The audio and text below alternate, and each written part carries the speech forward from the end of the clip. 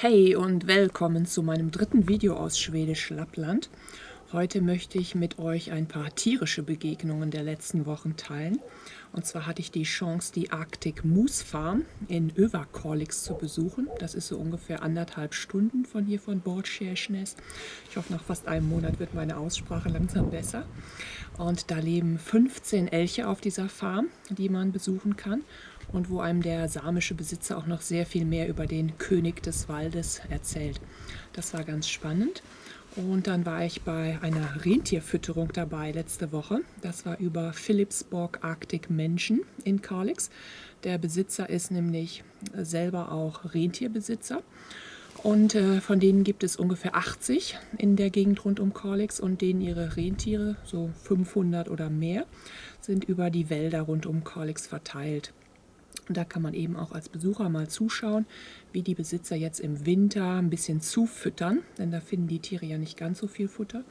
Und dann fahren die da ab und zu mal hin und die Tiere bekommen noch was extra.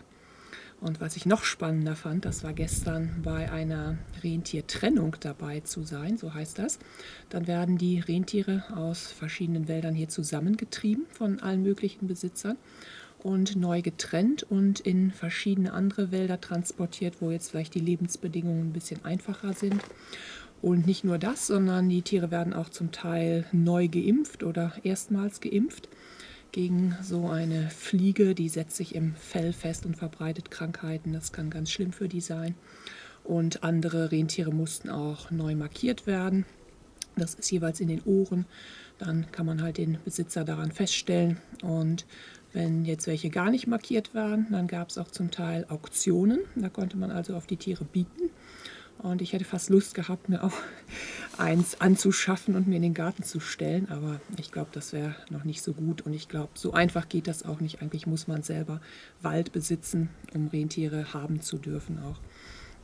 Auf jeden Fall war das ganz toll zu sehen, auch wenn ich zuerst gedacht habe, boah, die armen Viecher werden jetzt hier eingepfercht, umgeben von diesen Zäunen und haben solche Angst. Aber letzten Endes ist es nicht groß anders, als wenn wir zum Arzt müssen und machen uns total verrückt. Und meistens ist es ja letzten Endes halb so schlimm. Dann muss man da eben mal kurz durch, aber letzten Endes ist es ja auch zum Besten der Tiere. Also ich wünsche euch viel Spaß bei diesem kleinen Film und werde euch auch noch ein bisschen mehr über die Tiere zwischendurch erzählen. Bei der Arctic Moose Farm, da habe ich lange mit dem Besitzer gesprochen über Elche und habe dabei vor allem eine Sache gelernt, die ich total interessant fand und auch noch nicht wusste. Und das ist, dass männliche Elche wirklich jedes Jahr, so im Januar, manche auch schon im Dezember, ihr Geweih abwerfen. Und da habe ich gefragt, warum gerade im Januar? Und da meinte der, das ist ganz logisch. Also nach der Paarungszeit im Herbst brauchen die Elche ihr Geweih praktisch nicht mehr. Die wollen natürlich auch den Weibchen imponieren. So ein Geweih sieht ja richtig schick aus.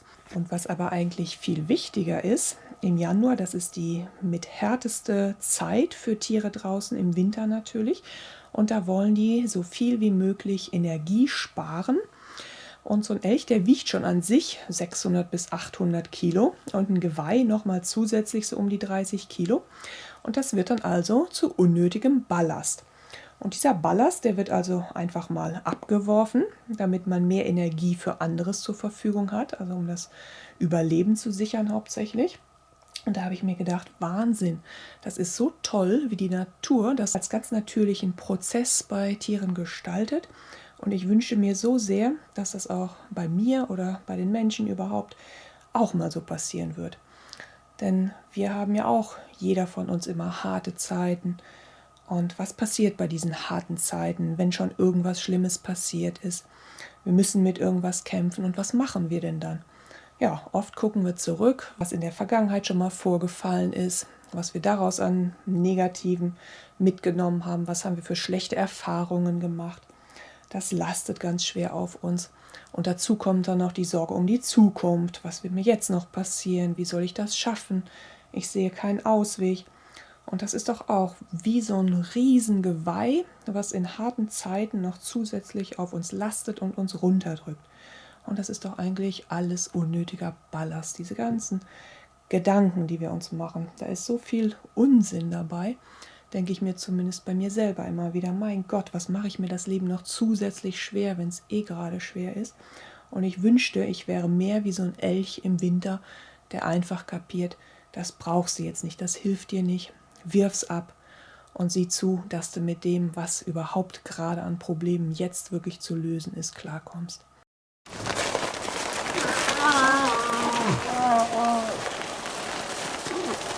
Jetzt ist Stress im Elchenwald.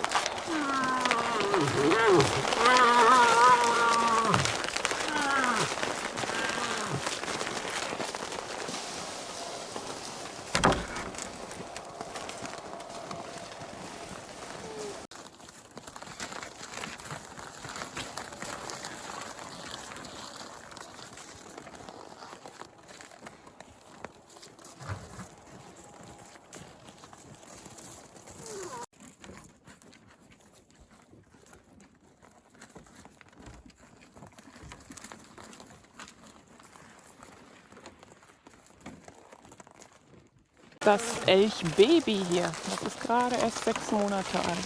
Ja.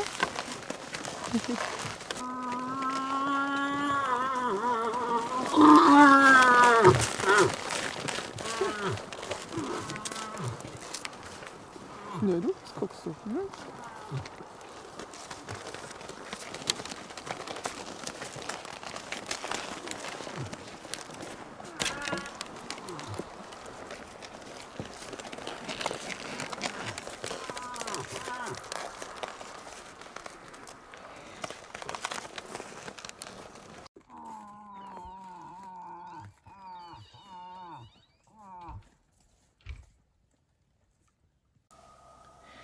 Also diese Rentierfütterung, das hat mich irgendwie so berührt. Ich hätte nie gedacht, dass Rentiere wirklich so zahm sein können.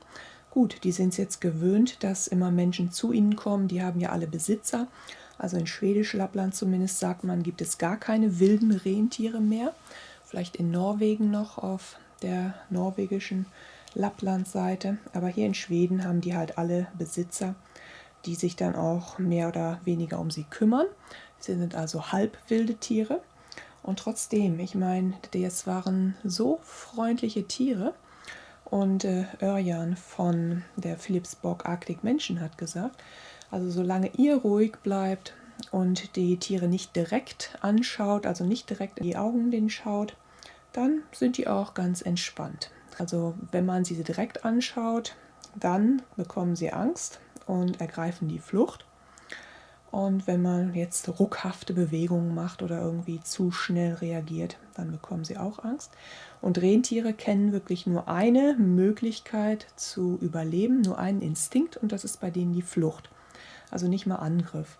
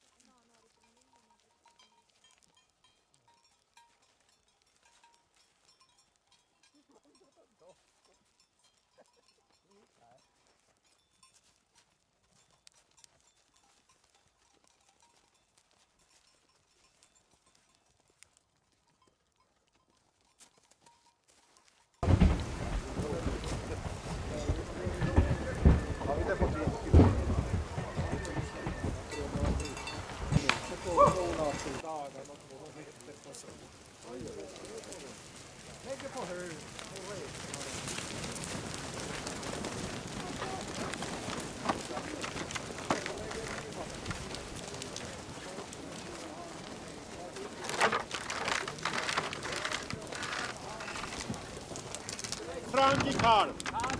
Ja, nummer 9. Nej. Jo men alltså det var nummer 9. Jo.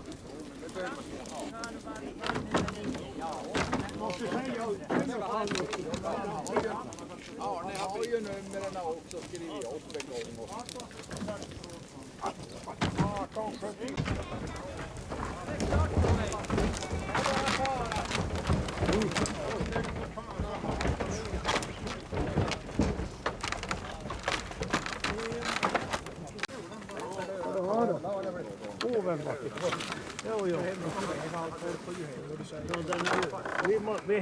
No syttar dit. Jo, men sprängda den. Sprängda. Och den är ju räknat dit. Den ska jag ta hem. Oj, nej men jag får jag kasta då? Jo, det har ju vaccinerat. Där hade du... Ramby!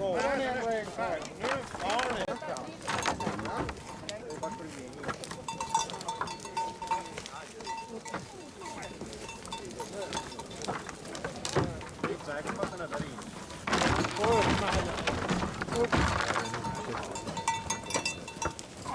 Den har ju kommit.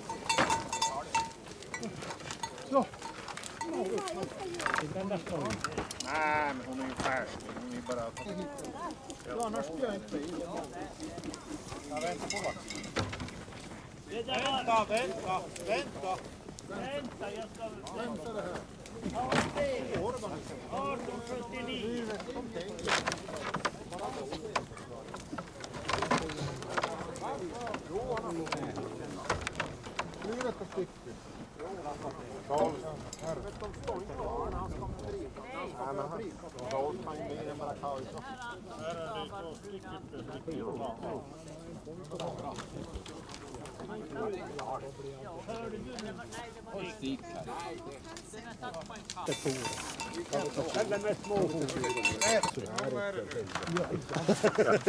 Man äter borde i Fredriksdal och i det.